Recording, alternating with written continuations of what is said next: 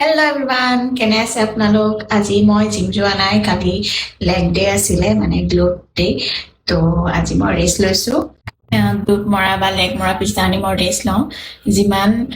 rest আৰু টোপনিটো ভাল হ'ব সিমানে মাছল গ্ৰ'থ হ'ব সেইকাৰণে ৰেষ্ট লোৱাটো বহুতেই দৰকাৰ ৰেষ্টৰ লগতে মেইন হৈছে ডাইটটো যিমানে ডাইট ভালকে ৰাখিব সিমানে আপোনাৰ মাছল গেইন হ'ব আৰু ফেট লছ হ'ব চ' আজি মই খালো মৰ্ণিং এটা কল চাটৰ গুৰিটো খালে একদম পেট ফুল হৈ যায় আৰু চাটৰ গুৰিটো বহুত ভাল মই আগৰ ভিডিঅ'টো কৈছোৱে তাৰপাছত মই এতিয়া খাম এটা বস্তু আহিলে কালি এইটো দেখাওঁ ৰ'ব এইটো হৈছে এগ ৰলিং ডিছপেন্সাৰ মই যেতিয়াই কণী কিনো এক প্লেট হিচাপেই কিনো আগতে এইটোত থৈছিলোঁ কিন্তু ফ্ৰিজত ইমান জেগাত নাথাকে চ' এইটো এগ হোল্ডাৰে ফ্ৰিজত বহুত জেগা ছেভ কৰে আৰু এখন চামুচ ল'লোঁ এগ হোৱাইট ছেপাৰেট কৰা যেতিয়া মোৰ ফ্ৰাই খাবলৈ মন যায় তেনেকৈ মই এগ হোৱাইটটো ছেপাৰেট কৰি লওঁ চ' এতিয়া দুটা হোল এগ আৰু দুটা এগ হোৱাইট ফ্ৰাই কৰি খাম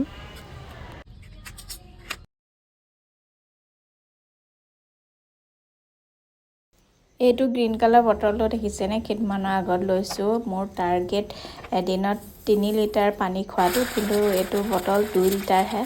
তাৰ উপৰিঞ্চি ভাত খাওঁতে বা জিমত বটল বেলেগ ইউজ থাকে সেনেকৈ খাই 3 লিটাৰমান হৈ যায় আৰু মই এতিয়া এগটো হাফ ফ্ৰাই কৰিছোঁ মোৰ হাফ ফ্ৰাই খাই বেছি ভাল লাগে তাৰ লগতে লৈছোঁ কমলা আৰু কেইটামান আঙুৰ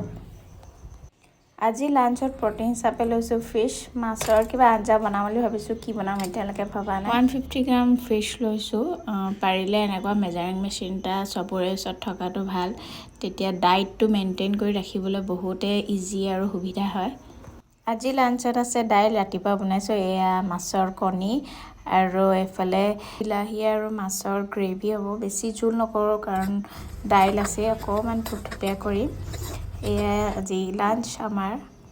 এয়া জলকীয়া আচাৰ বনাইছিলোঁ ভাতৰ ওপৰতে লৈ লৈছোঁ এইটো হ'ল আজি মোৰ থালি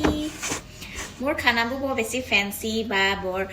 বইল টাইপ তেনেকুৱা নহয় নৰ্মেল খানাই থাকে ঘৰত যেনেকৈ খায় চবেই তেনেকেই থাকে কিন্তু প্ৰটিনটো যেনেকৈ মই এতিয়া 150 গ্ৰাম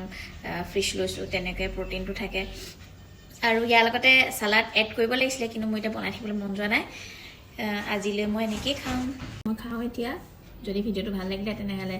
লাইক কৰি দিব শ্বেয়াৰ কৰি দিব আৰু মোৰ চেনেলটো ছাবস্ক্ৰাইব কৰি দিব বাই বাই